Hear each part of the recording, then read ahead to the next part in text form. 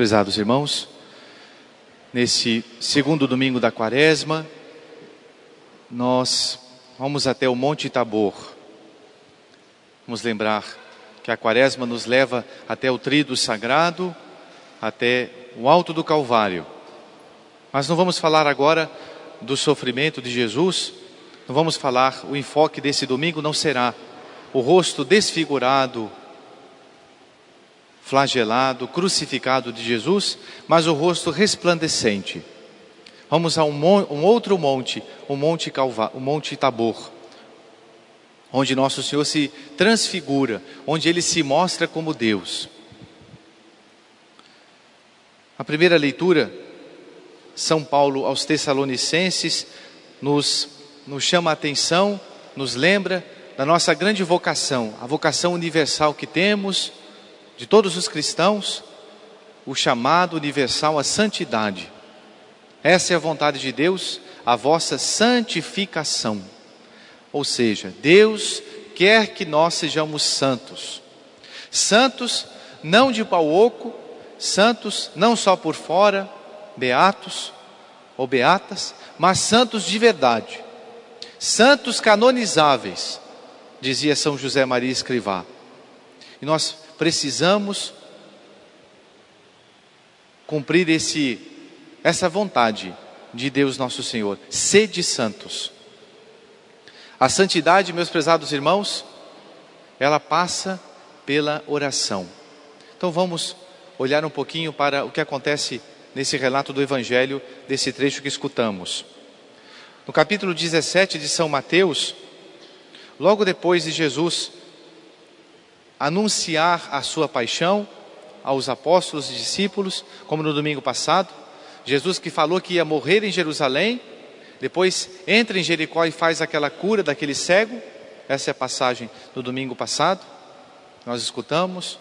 E Jesus prossegue o seu caminho rumo a Jerusalém. Passa, portanto, ali pela Judeia. E antes de subir ao monte da transfiguração, Jesus, ele diz assim: se alguém quiser vir comigo, renuncie a si mesmo, tome a sua cruz e siga-me. Nós temos que lembrar que a vida do cristão, como a vida de Cristo, deve necessariamente passar pela cruz, pelo Monte Calvário. E para isso, depois que Jesus falou da cruz, e os discípulos não entenderam o que Jesus tinha falado, São Pedro chega a dizer: longe de ti, Senhor, isso acontecer. Jesus dá uma repreensão a Pedro: afasta-te de mim, Satanás, porque o teu pensamento não é o pensamento de Deus. Quantas vezes nós somos tentados a uma vida cômoda, prazerosa, fácil. Nós temos medo da cruz. Seria tão bom se nós pudéssemos viver um cristianismo adocicado, um cristianismo sem sofrimento, sem tentação, sem cruz, sem luta. Mas nosso Senhor nos convida a tomar a sua cruz. E é claro que esse aspecto difícil do sofrimento sempre será um enigma para nós. Mas Jesus, ele leva 3 dos seus apóstolos, os principais, ao Monte Tabor, e ali ele se mostra como Deus. Nós sabemos que Jesus tinha 2 naturezas, a divina e a humana. Mas a divina estava escondida, eclipsada sob a humana. E nós, olhando para a humanidade de Jesus, não víamos a divindade de nosso Senhor. Jesus então mostra para São Pedro, São Tiago e São João, um pouquinho, tirando o véu que escondia a sua divindade, a sua humanidade, mostra-se um pouco como Deus.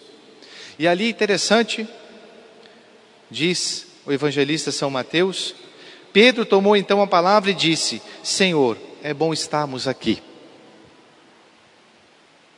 Será que nós, como cristãos, nós que estamos aqui na igreja hoje, nós que estamos aqui no Monte Tabor, porque em cada igreja, em cada Santa Missa, nós temos o Tabor. Será que nós nos encontramos também com esse mesmo sentimento? Será que nós possuímos esse sentimento que teve Pedro? É bom estarmos aqui? Ou será que nós ficamos olhando para o relógio? Será que o padre vai acabar o sermão? O padre já passou 10 minutos, a missa já passou das 9. Será que nós gostamos das coisas de Deus? Ou será que nós nos entediamos das coisas de Deus? Por que é que Pedro achou bom estar no Monte Tabor? Porque ali havia Jesus, e Jesus se mostrou como tal. Mas é interessante que muitas vezes nós não gostamos das coisas de Deus, nós não apreciamos a Santa Missa, nós não damos a estima devida àquilo que nós possuímos, que nós lutamos durante tantos anos, e às vezes participamos da Santa Missa de maneira tão distraída, de maneira tão longínqua. Nós costumamos dizer, missa de corpo presente, a pessoa está dentro da igreja, mas está longe. Por quê? Porque nós não colocamos a nossa atenção, o nosso pensamento, a nossa vontade em Deus, como fizeram os apóstolos. Depois, São Pedro, tão entusiasmado por aquela visão, por aquele êxtase, um pedacinho do céu, Pedro disse para Jesus, Senhor, bom estarmos aqui, se queres, vamos fazer 3 tendas, uma para Moisés, uma para o Senhor, outra para Moisés, outra para Elias. Pedro não queria mais descer daquele lugar, porque ele gostava de estar ali. Nós temos também que degustar as coisas de Deus, nós temos que nos encontrar com Deus na oração. O Monte Tabor é um convite que Deus nos faz à vida de oração, à união com Deus na oração. Nesse sentido, sim, nós experimentamos a Deus, não no sentido sentimentalista apenas, mas no sentido de nos unir a Deus, que se revela, que vem a nós, que se mostra a nós. Mas para isso é preciso ter fé. Sem fé é impossível agradar a Deus. A pessoa que não tem fé não reza. A pessoa que não tem fé não sente a necessidade de subir a um monte da oração. A pessoa que não tem fé acha que estando com a barriga cheia e tendo saúde já está muito bom. E não é isso que faz a pessoa ser feliz. Não é isso que faz a pessoa degustar a felicidade. Mas é a união com Deus. Que adianta a gente estar com a barriga cheia, estar com dinheiro no banco, ter um bom salário, um bom carro, uma boa casa, mas ter a consciência manchada. Sabermos que a nossa vida não está de acordo com o querer, com a vontade de Deus. É interessante, depois do que aconteceu também, logo em seguida, veio uma voz do céu e disse assim: Eis o meu filho muito amado, em quem pus toda a minha afeição. Ouvi-o. Na oração, nós somos convidados a ouvir a Deus. Agora nós estamos no meio da Santa Missa, que é a oração mais excelente, a oração que Jesus, a morte, a renovação do sacrifício de Cristo apresentado ao Pai. Portanto, Jesus é a vítima que se oferece por nós, que reza ao Pai por nós. Será que nós estamos escutando a Deus?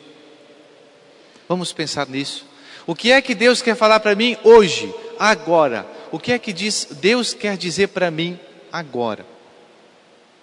O padre está falando em geral para todo mundo, mas o que é que Jesus, o que é que Deus, aquele que está no sacrário, aquele que depois eu vou receber na comunhão, aquele que um dia eu vou me encontrar face a face e vou vislumbrá-lo, vê-lo face a face no céu, o que é que Ele está dizendo para mim hoje?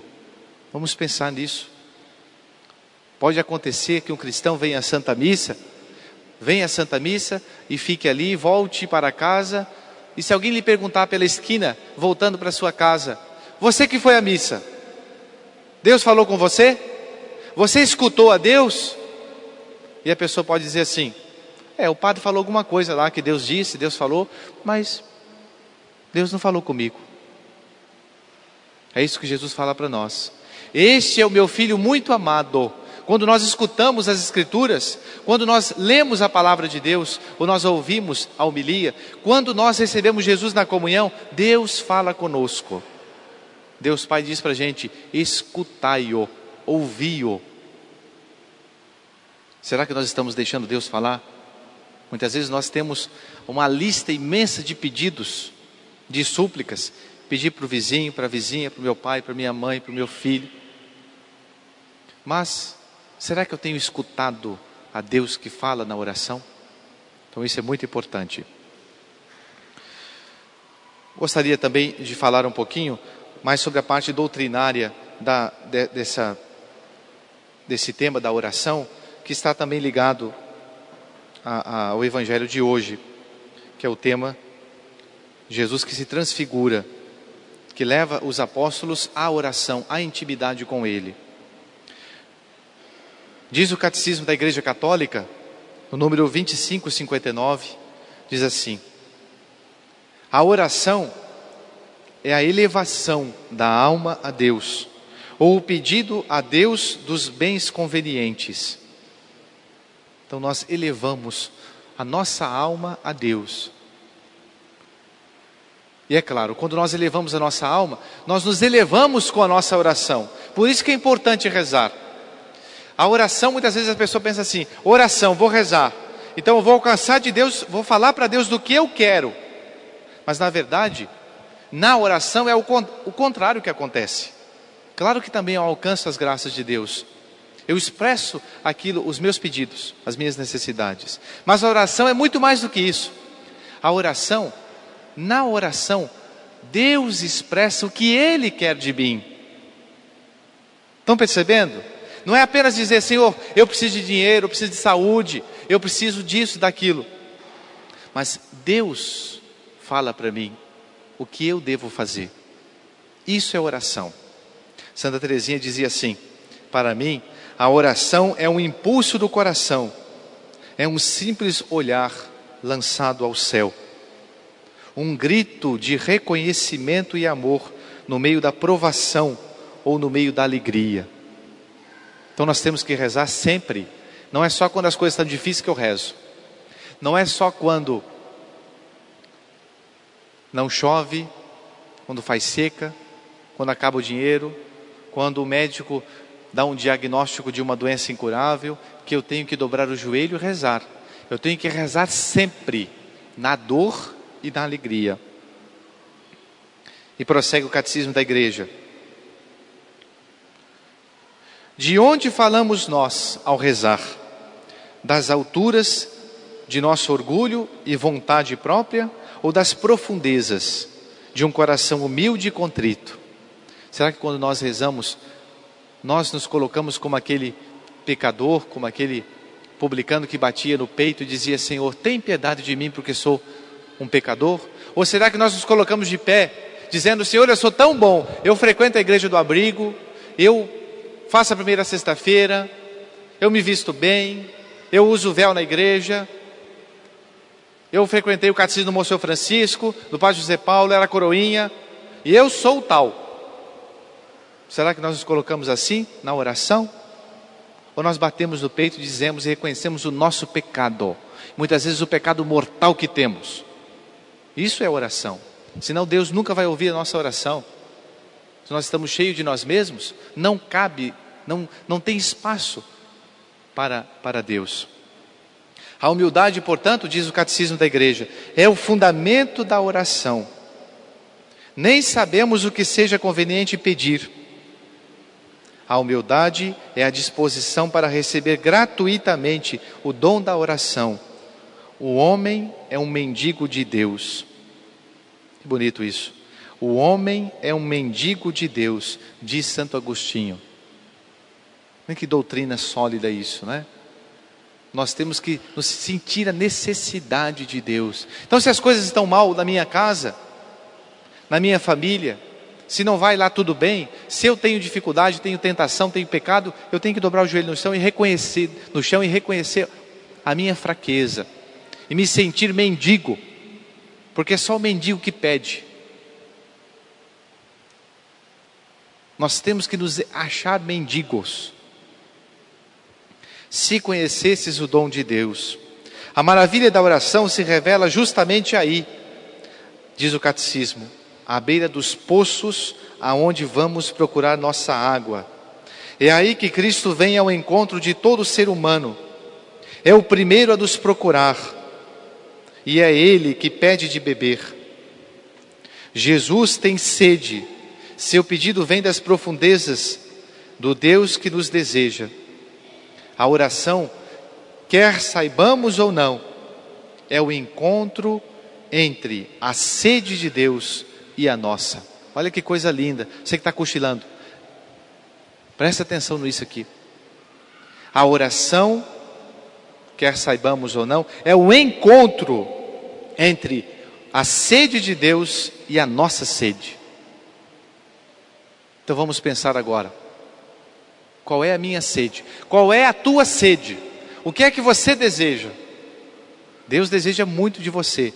Deus deseja muito de nós. Mas o que é que nós desejamos de Deus também? Deus tem sede de que nós tenhamos sede dEle, diz Santo Agostinho. Pensa nessa frase. Vou repetir de novo, porque Santo Agostinho faz uns trocadilhos, mas são coisas tão profundas que ele fala, né? Deus tem sede de que nós tenhamos sede dEle. Ou seja, Deus deseja que nós o desejemos. É interessante que tem um santo que diz assim, falando sobre a oração, ele diz: é Deus que nos move a rezar. É Deus que nos inspira o que pedir, porque Ele deseja nos dar.